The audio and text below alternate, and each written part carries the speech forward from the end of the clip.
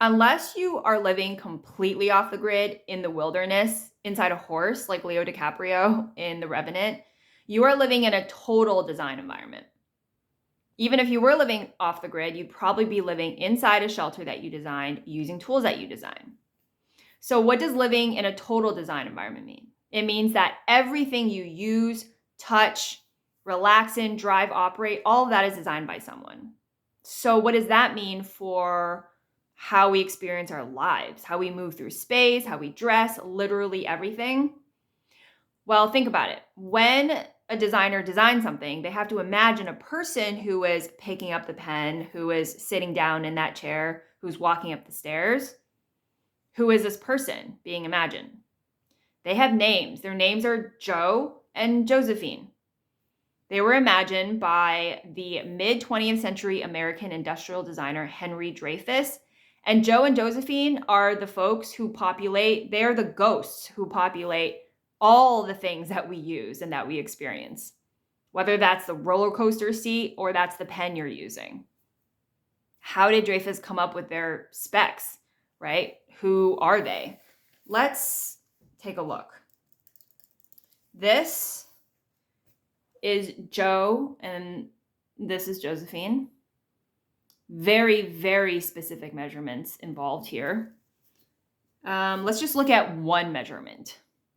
Josephine is 134.8 pounds and Joe is 161.9 pounds. Wow.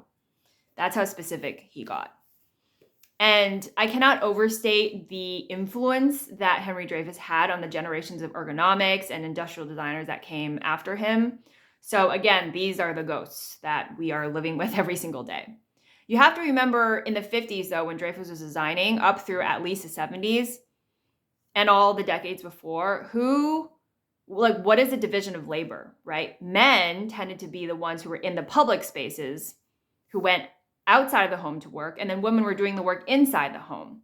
So even today, when you are sitting down in that office chair that doesn't adjust, the height doesn't adjust, when you're picking up the pen, when you're walking up the stairs in a public building, right? The temperature also of the room, that's all designed for Joe. For Josephine, it was the height of the vacuum cleaner, the height of the drying rack, the height of the ironing board, or the length of it. Pretty incredible. So extend that now to dressing, right? And all the dress sizes. How do we come up with small, medium, and large for women and then for men?